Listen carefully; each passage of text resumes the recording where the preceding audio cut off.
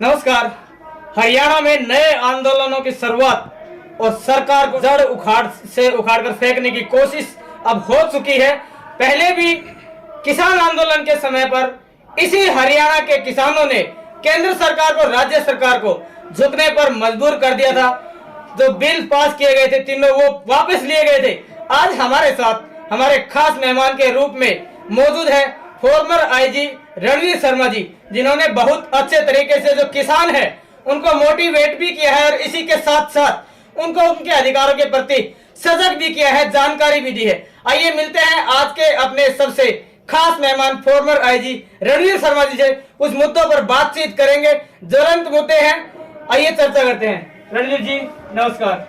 नमस्कार, स्वागत है आपका इंडिया दैनिक न्यूज में। बहुत बहुत धन्यवाद सर, जिस तरह से राइट टू रिकॉल को लेकर एक विवादित बयान पंचायत मंत्री देवेंद्र बबली जी के द्वारा दिया गया था, तो क्या एक सम्मानित पद पर रहते हुए, सरपंच का भी एक सम्मानित पद है और एक मंत्री का भी सम्मानित पद है, क्या किसी मंत्री को हक है किसी पब्लिक डिग्निटरीज का इस तरह से अपमान करने का? उन्होंने बहुत ही गलत किया है और मैं इसका पुरजोर तरीके से विरोध भी करता हूं और उन्हें बड़ा होने के नाते सलाह भी देता हूं। पंचायत मंत्री जब उसका मंत्रालय ही पंचायत बेस्ड है तो अपने पंच सरपंचों को इस प्रकार की धमकी किसी सूरत में नहीं देनी चाहिए। नंबर 2, उन्हें भ्रष्टाचार के आरोप लगाने वो भी निश्चित रूप से गलत है। भ्रष्टाचार सरपंच क्या करेगा, उसके पास तो बजट ही नहीं है, तो भ्रष्टाचार क्या करेगा, उसे काम तो करने दें। जबकि भारत के संविधान में सरपंचों को 73वें संशोधन के अंदर अपना मंत्रालय बनाने का और अपने 29 महकमों में काम करने का पूरा अधिकार दिया गया है। लेकिन सरकार ने उनके अधिकारों को, उनके मंत्रालयों को डीसी के नीचे रखे हुए हैं और सरकार के पंचायत मंत्री के नीचे रखे हुए हैं। वो निर्णय लेते हैं और वही फिर पैसा या ग्रांट भेजते हैं, तब वो सरपंच काम करता है। सरपंच एक चुना हुआ प्रतिनिधि है। चुने हुए प्रतिनिधि को आप गुलाम नहीं बना सकते, आप उसे धमकी नहीं दे सकते। आपको हर हालत से उसकी इंडिपेंडेंट सरकार, जो गांव की तीसरी सरकार है, भारत के संविधान के 73 संशोधन में बनी हुई है, उसे पूरी आजादी देनी पड़ेगी। इसी आजादी को लेने के लिए, इन्हीं 29 अधिकारों को लेने के लिए आज सभी सरपंच यहाँ टोहाना की पुण्य धरती के ऊपर मकर संक्रांति नए साल पे इकट्ठे हैं और ये क्रांति जोरदार तरीके से सफल होगी। इस बात की मैं गारंटी आपके थ्रू दे रहा हूँ सारे भाइयों को। अगर ये ऐसे इकट्ठे होके चले, united we stand, divided we fall. इसलिए मैंने लास्ट वर्ड ये कहा है कि आप एकता में चलिए, अपने आंदोलन को असहयोग आंदोलन करते हुए सरकार से अपने अधिकारों की मांग करें और अपने बजट की मांग करें और गांव की समस्याओं का समाधान करें। एक तरफ तो सरकार नारा दे रही है सबका साथ सबका विकास, दूसरी तरफ ई टेंडरिंग की जो पॉलिसी है उसको अप्लाई करके कहीं ना कहीं गांव के विकास में, रूरल डेवलपमेंट में रोड़ा अटकाने की जो कोशिश सरकार के द्वारा की गई, इसके बारे में? बहुत बड़ा रोड़ा है ई टेंडरिंग का। अगर प्रैक्टिकल हालत में उस पोस्ट पर रहा हूँ, वहाँ पे डीसीएसपी के तौर पे हमने अपने जिलों में काम किया है, कोई भी ठेकेदार अपना मुनाफा लिए बगैर काम नहीं करेगा। नंबर 2, उसमें मिलावट वो जरूर करेगा। नंबर 3, वो अधिकारियों से मिलेगा। नंबर 4, करप्शन जरूर करेगा। और नंबर 5, जो काम होना है वो बहुत ही घटिया होगा। इसलिए ये अधिकार सरपंच को डायरेक्ट देना चाहिए और उसकी अकाउंटेबिलिटी फिक्स होनी चाहिए कि सरपंच साहब, पंच साहब, आपको ये काम मिला है, काम पैसे मिले हैं, गांव में काम करके दिखाइए। और गांव उसका ग्राम सभा में हिसाब लेगा कितना काम हुआ और कितना नहीं हुआ, और काम गलत हुआ तो क्यों हुआ। इसलिए गांव के प्रति उत्तरदायित्व सरपंच का है, ग्राम सभा के प्रति है। इसलिए सरपंच के ऊपर सरकार भरोसा करे। जब लोगों ने भरोसा किया है, सरकार भरोसा क्यों नहीं करती?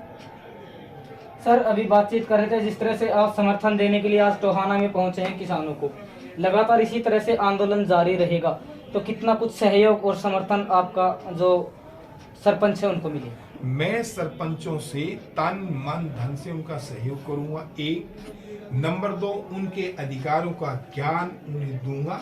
नंबर 3, एक मार्गदर्शक के रूप में उन्हें रास्ता बताता रहूंगा, दिखाता रहूंगा। नंबर 4, कोई जाति इनके साथ होगा तो सरकार को चेताऊंगा कि आप सरपंचों को चोर उचक्का ना समझें। ये बहुत ही चुने हुए प्रतिनिधि हैं आपकी तरह, लोगों ने इनके ऊपर विश्वास किया है। आप इन पे भरोसा करो, इनका अधिकार दो, इनकी सरकार दो और इनका मंत्रालय दो, जिससे कि अपने गांव में सचिवालय में बैठ के लोगों की समस्याओं का समाधान करते हुए अपने आने वाली पीढ़ियों के लिए एक अच्छा भविष्य तैयार कर सके। सर, हर सरपंच आपसे डायरेक्टली कनेक्ट नहीं है, तो किस तरह से आपसे संपर्क कर सकते हैं? इन भाइयों का, मैं आयोजकों का बहुत बहुत धन्यवाद। मेरे पास रतन सिंह जी सरपंच साहब बैठे हुए, ईसम सरपंच मेरे साथ, वहाँ करनाल से सारे ये लोग आए हैं, सारे ब्लॉक के पूरे जिले के सरपंच यहाँ साथ आए हैं। इन्होंने मुझे निमंत्रित किया, इन्होंने आगे रणधीर जो आज यहाँ के आयोजक हैं उन्होंने निमंत्रण दिया। मैंने अपना नंबर सब भाइयों को दे दिया है। जब भी मुझे जहाँ कॉन्टैक्ट करेंगे, जहाँ बुलाएंगे, मैं इनके पास आऊँगा, इनको अपना मार्गदर्शन जो रास्ता है वो सही तरीके से दिखाऊंगा और बताऊंगा और सरकार को चेताऊंगा कि अब सरपंचों को आज़ादी चाहिए, उनकी अपनी सरकार चाहिए, इससे नीचे कोई काम नहीं, बस अब बहुत हो गया। सर, पूर्व में आप एक वरिष्ठ अधिकारी रहे हैं, आज के समय बेरोजगारी की बात कर लें तो चरम सीमा पर है, इसके बारे में क्या कहेंगे? बेरोजगारी आज 37% के ऊपर हरियाणा में सबसे ज्यादा टिकी हुई। मुझे इस बात का बहुत खेद है कि सरकारें फेल हो चुकी हैं बच्चों को रोजगार देने के लिए, और मैं सरकारों से ये और खासकर यही बात मैं कह रहा हूँ कि आप सरपंचों को अपनी सरकार दे दें, वो अपने बच्चों का रोजगार का प्रबंध कर सकते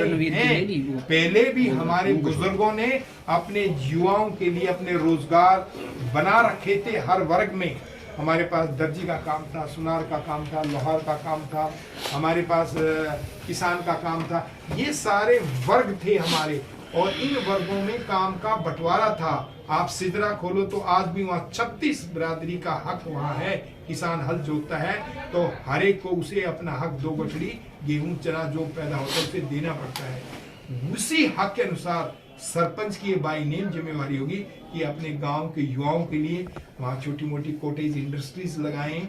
नंबर 2, जो गांव का प्रशासन है उसमें उनको निमंत्रित करें और उनको सहयोग देते हुए अपॉइंटमेंट लें। ये सरपंच का हक है।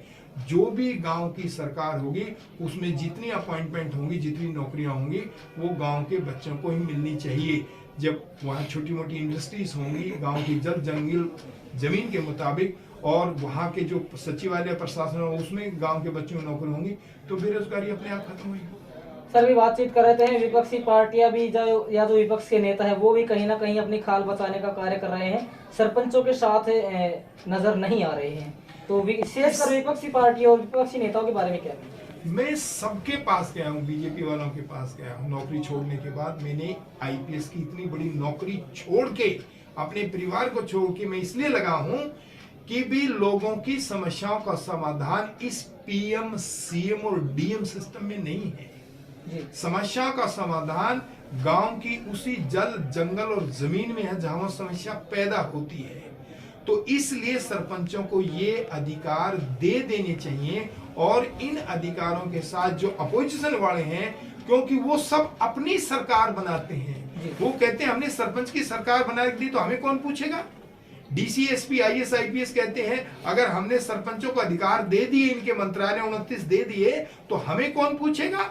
इसलिए जो हमारा प्रशासन के आईएएस, आईपीएस लॉबी है, प्लस जो नेताओं की लॉबी है, प्लस जो पूंजीपतियों की लॉबी है, प्लस बुद्धिजीवी और अपराधियों की लॉबी, ये गैंग है। नेताओं का, नंबर 2 पूंजीपति बाजार का, नंबर 3 बुद्धिजीवियों हमारे जो अफसरों का, और नंबर 4 ये हमारे अपराधियों का। ये एक ऐसा गैंग है जो चारों इकट्ठे रहते हैं और समाज का भला नहीं होने देते, उन्हें समस्याओं में उलझा के रखते हैं। वो काम केवल और केवल ये सरपंच कर सकते हैं। ये सरपंच गवाह है इस बात के कि लोगों की समस्या डायरेक्ट इनके पास आती है। इन्हें पता है ये कैसे दूर होगी, ये सड़क कैसे ठीक होगी, पानी कैसे ठीक होगी, या बच्चे कैसे पढ़ेंगे, क्योंकि ये वहां रहते हैं, वहां बसते हैं, उनकी समस्याओं में रचते हैं। तो सरकारों के पास इनका हल है। अपोजिशन वाले इसलिए डरते हैं कि हमने सरपंचों की मदद कर दी, कल कोई अधिकार मांगे तो हम कहां देंगे, इसलिए ना तो कांग्रेस वाले आ रहे, बुरा मत मानिएगा कोई सुन रहा हो तो का कांग्रेस वाले इसलिए नहीं आ रहे कि कल ये अधिकार हमसे मांगे हम कहां देंगे, लोकदल वाले नहीं आ रहे, जेजेपी वाले नहीं आ रहे, बीजेपी वालों का सवाल ही पैदा नहीं। अगर कोई इनकी हक की बात करता है तो कांग्रेस वाले अपनी जहां सरकार है वहां इनके 13वां संशोधन लागू कर दें, इनके अधिकार इन्हें दे दें, बीजेपी वाले बैठे ये लागू करके दे दें, तो सरपंच आज ही आंदोलन खत्म कर देंगे। जब इनकी सरकार बन जाएगी, नहीं अपने मंत्रालय अधिकार मिल जाएंगे। तो सर, सबसे बहुचर्चित मुद्दे पर सबसे अंत में हम आपसे चर्चा करना चाहेंगे। खेल मंत्री संदीप सिंह जी पर गंभीर आरोप लगे हैं, जबकि बीजेपी के मंत्री से लेकर उप मुख्यमंत्री तक सिर्फ बचने की कोशिश कर रहे हैं कि भाई इंक्वायरी चल रही है। कितने खेद, कितने अफसोस। एक सुनहरी हमारा संदीप था जो ओलंपिक का प्लेयर था, इतने मेडल उसके पास थे, मुझे क्यों नहीं उसको इतनी ऐसी बुद्धि मिली, जिस दिन उसका इल्जाम लगा था उसी दिन इस्तीफा देके सरकार को पकड़ा देते कि अगर मैं दोषी हूं तो मुझे आप फांसी चढ़ा दें। ये वर्ड होने चाहिए थे संदीप के। लेकिन संदीप अब उस कुर्सी के खेल में घुस गया और नेताओं के खोल में घुस गया, इसलिए अब वो बचता फिर रहा है कि मैं क्या करूं और क्या न करूं। एक तरफ कुआ, एक तरफ खाई। आज भी मैं आपके मीडिया के थ्रू से सुझाव दे रहा हूं और बड़े भाई के नाते उसे एक सिंपल सी एडवाइस दे रहा हूं कि फौरी आज अभी इसी वक्त रिजाइन देके और सबको खुले चैन के भी मेरी तफ्तीश करवा। मैं गलत हूं, मुझे फांसी चढ़ा, और गलत है उसको कर। लेकिन अगर मैंने कुछ भी गलत किया है तो मैं समाज के सामने आना चाहिए, उसे प्रेस के सामने आना चाहिए और आकर के अपना व्याख्यान देना चाहिए। अगर मैं गलत हूं तो मुझे फांसी तोड़, मेरे इस्तीफा दे, मैंने नहीं चाहिए कुर्सी। लेकिन मुझे लग रहा है कहीं न कहीं वो गलती में है और कुर्सी का मुंह अभी लगा हाँ मुंह लगा हुआ है, गलती में है, कहीं न कहीं गलती में है तो समाज के सामने नहीं आ रहा और सरकार अपनी किरकिरी करा रही है। सीएम लेवल पे ये बात कहना कि अभी अरे भाई जब एक इल्जाम लग गया तो उसी दिन इस्तीफा ले लो। अभी ठीक है, इंक्वायरी होने दो। अगर सही सीएम हो तो वो 1 मिनट में कहेगा मंत्री जी पहले आप इस्तीफा दिए, बाद में बात करें। बहुत बहुत धन्यवाद। Thank you so much. आज हमारे साथ हमारे खास मेहमान के रूप में एक बहुत ही सुलझे हुए फॉर्मर जो आईजी है रणवीर शर्मा जी, वो उपस्थित रहे। सरकार को भी चेताया है। इसी के साथ साथ पंचायत मंत्री बबली जी जो अपने आप को मुख्यमंत्री से भी बड़ा आंक रहे हैं, उनको भी कुछ सजेशंस अपनी ओर से दिए गए हैं और हमें आशा ही नहीं विश्वास है कि इनकी उम्र और एक्सपीरियंस को देखते हुए बबली जी और संदीप जी और साथ साथ हरियाणा सरकार अवश्य कुछ सीख लेगी, कुछ बुद्धि पलटेगी और आने वाले समय में जो युवाओं की बेरोजगारी है वो भी कहीं ना कहीं कम करने का प्रयास करेगी। और सरपंचों के अधिकारों के बारे में भी इन्होंने बहुत विस्तृत रूप से जानकारी दी है और सजेशंस भी दिए हैं सरकार को। और इतना ही नहीं, ये भी कहा है कि तन मन धन चाहे कुछ भी लगाना पड़े, लेकिन जब तक सरपंचों को उनके अधिकार नहीं मिल जाते तब तक हम उनके साथ लगातार सतत बने रहेंगे। मैं संजय कौशिक, इंडिया दैनिक न्यूज। जय हिंद, जय भारत, जय हरियाणा।